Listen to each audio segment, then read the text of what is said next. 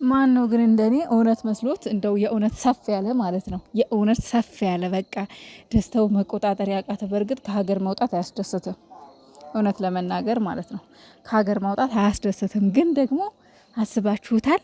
ዱባይ ላይ ቤት መግዛት ማለት እነሱ እንኳን እዛ ባይኖር እንኳን ያው መለስ ቀለስ እያሉ ለመዝናኛ ብቻ እዛ ያለውን ቤት ለመዝናኛ እዚህ ያለውን ለመኖሪያ ቢያደርጉት ራሱ አስባችሁታል? ያለው ስሜት ያለው ደስታ እኔ እውነት መስሎኝ እንዴ ጭራሽ ከሀገር ልትወጡ ምናምን ብዬ ኮሜንት ከጻፍኩ በኋላ ከዛ ቀስ እያልኩ ስሰማላችሁ እናቴ ሀይሚዬ ህልም ነሯል ወይ እኔ ከአንድም ሁለቴ ሶስቴ ተኝቼ ያለምኩትን ህልም ኖሯል እያለመች ያለችው ሀይሚዬ ግን ሀሳቡ ማለት ነው በህልምሽ አይተሽ ነው ባይዘወይ ማለት ነው ሀይሚዬ አንቺ ጠንካራ ሴት፣ አንቺ ጎበዝ ሴት፣ አንቺ ጀግና፣ አንቺ አንበሳ ነሽ። ስለዚህ ህልም ብቻ ሳይሆን አንቺ እውን ታደርጊዋለሽ፣ እግዚአብሔርን ታደርጊዋለሽ። በዚህ ከቀጠላችሁ፣ ከጎበዛችሁ፣ ከጠነከራችሁ ይሄ በጣም ቀላል ነው። ታደርጊዋለሽ፣ እርግጠኛ ነኝ ታደርጊዋለሽ ሀይሚዬ፣ የምር ማለት ነው። አድርገሽው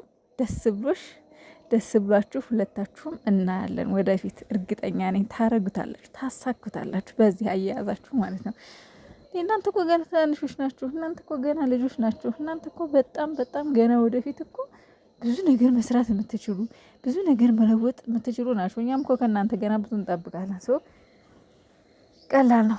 ታደርጉታላችሁ። ታደርጊያለሽ ሀይሚዬ፣ ቅመምዬ፣ ትችያለሽ፣ ታደርጊያለሽ። ይቻላል፣ እንደምታደርጊው አምናለሁ። እና ህልም ብቻ አይደለም ልል ፈልጌ ነው። ታደርጊዋለሽ የኔ ቆንጆ፣ የኔ ቅመም፣ ይሳካልሻል ልል ፈልጌ ነው።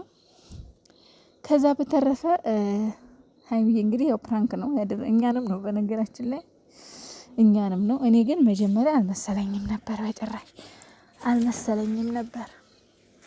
ግን አጀሬት እናቴ ጭውት ትልትልብን ነርባለም። ለማንኛውም ያው ደስ የሚል ቪዲዮ ነው።